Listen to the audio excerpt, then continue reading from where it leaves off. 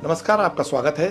मध्य प्रदेश में लोकसभा चुनाव के पहले चरण में 67.08% मतदान दर्ज हुआ है, 67.08, जो 2019 के मुकाबले 7.5% कम है। मतदान के दौरान पूरे राज्य में कुछ अप्रिय घटनाएं भी घटी, जिनमें छिंदवाड़ा और जबलपुर में कार्यकर्ताओं के बीच हल्की झड़प होने की बात सामने आई है। लेकिन इससे भी बड़ा मामला अचानक सामने आया। एक तरह से कांग्रेस कार्यकर्ताओं को ताबड़तोड़ बीजेपी में शामिल करने के अभियान को जोरदार झटका लगा है। जी हां, ये तब हुआ जब छिंदवाड़ा के महापौर विक्रम अहाके ने अचानक कांग्रेस नेता नकुल नाथ को वोट देने की अपील कर डाली। अहाके हाल ही में कांग्रेस छोड़कर बीजेपी में शामिल हुए थे, लेकिन बहुत जल्द उन्हें कमलनाथ के एहसानों में दबे होने का एहसास हो गया और वे यू टर्न लेके फिर से पुरानी पार्टी के वफादार बन गए। जब अहाके से इस बारे में पूछा गया तो उन्होंने कहा कि वो महापौर की कुर्सी छिन जाने के डर से बीजेपी में चले गए थे, लेकिन अब उन्हें अपने फैसले पर आत्मग्लानि हुई और वे वापस बीजेपी से कांग्रेस में लौट आए। एक घटना और हुई जब छिंदवाड़ा से भाजपा के उम्मीदवार विवेक बंटी साहू, इनके नाम से एक महिला से अंतरंग बातचीत का ऑडियो सोशल मीडिया पर वायरल हो गया। कहते हैं इस ऑडियो को लेकर पिछले कई दिनों से प्रदेश में हंगामा मचा हुआ है। ऐसा आरोप है कि इसे कांग्रेस ने वायरल करवाया है। हालांकि इस मामले में अभी पुलिस की जांच जारी है। इन दो घटनाओं के बीच मतदान में आई कमी को लेकर चर्चा जोरों पर है। साथ ही 6 में से 2 सीटों पर जोरदार भिड़ंत की आशा भी की जा रही है। अब बात करें मतदान में गिरावट की। मध्य प्रदेश में 1 करोड़ मतदाता हैं। 6 सीटों के लिए 67.08% वोट पड़े। सबसे ज्यादा मतदान छिंदवाड़ा लोकसभा सीट पर दर्ज हुआ, मतलब 79.18%। 2019 में यह 82.42% था।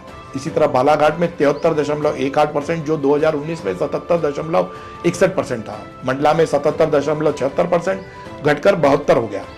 शहडोल में 74 था, जो घटकर 63.73 हो गया। जबलपुर में 60 था, जो 59 था, जो कि 60 हो गया। इस तरह से मतदान का प्रतिशत घटता गया। अब वोटिंग परसेंट कम होने के पीछे कई कारण गिनाए जा रहे हैं। चुनाव आयोग का मानना है कि शायद तेज गर्मी की वजह से कुछ जगह मतदान धीमा और कम हुआ। इसकी एक वजह वोटर्स की अनिच्छा भी हो सकती है, अरुचि। मतदान में जबलपुर, सीधी और शहडोल सीटों का ट्रेंड अगर देखा जाए तो इन सीटों पर मुकाबला एक तरफा माना जा रहा है। हालांकि पहले भी यहां वोटिंग का परसेंट कम था, लेकिन इस बार लोगों ने निराश ही किया है। सामान्य इलाकों में कुछ सुबह 7 बजे से वोटिंग शुरू हुई थी, जो शाम 6 बजे तक चली। नक्सल प्रभावित इलाकों में 2 घंटे पहले वोटिंग समाप्त हो गई थी। अब जानते हैं मतदान के बाद हार और जीत का गणित। छिंदवाड़ा में क्या होगा? जी हां, मतदान के बाद सबकी नजरें छिंदवाड़ा सीट पर है। यहां कांग्रेस के वरिष्ठ नेता कमलनाथ ने अपने बेटे नकुल नाथ के लिए दिन रात एक कर दी। यहां तक कि वे प्रचार के लिए किसी दूसरी सीट पर भी नहीं गए। ऐसा माना जा रहा है कि कांग्रेस शायद ये सीट निकाल लेगी। कांग्रेस से बीजेपी के गए कमलनाथ के करीबी नेता दीपक सक्सेना और कमलेश शाह चुनाव प्रचार में नजर नहीं आए। उधर सवाल यह भी उठ रहा है कि क्या मंडला में बीजेपी जीत पाएगी? मंडला में बीजेपी उम्मीदवार फग्गन सिंह कुलस्ते को लेकर कई तरह के कयास लगाए जा रहे हैं। कुलस्ते पिछला विधानसभा चुनाव हार चुके हैं, लेकिन अगर मोदी का जादू चला तो कुलस्ते की नैया पार हो सकती है, वरना कांग्रेस फायदा उठाने में देर नहीं करेगी।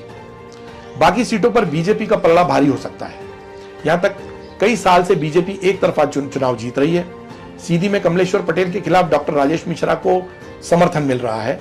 शहडोल में भी हिमाद्री सिंह के खिलाफ कांग्रेस के फुंदेलाल मार्को कोई मजबूत पक्ष नहीं रख पाए। हालांकि मार्को की जमीनी पैठ ज्यादा है। यही हाल जबलपुर और बालाघाट में रहा, जहां कांग्रेस और बीजेपी दोनों के उम्मीदवार नए हैं। इधर कांग्रेस से बीजेपी में शामिल होने का दौर अभी तक थमा नहीं है। कुछ घंटे पहले शिवपुरी से कांग्रेस विधायक रहे हरिवल्लभ शुक्ला बीजेपी में शामिल हो गए। उधर वरिष्ठ कांग्रेस नेता और पूर्व मंत्री रामनिवास रावत के भी बीजेपी में शामिल होने की अटकलें जोरों पर हैं। कांग्रेस में बिखराव का दौर थमता नजर नहीं आता। इन तमाम मुद्दों पर आप हमें अपनी राय जरूर भेजें। साथ ही सब्सक्राइब, लाइक और शेयर का बटन भी दबाएं।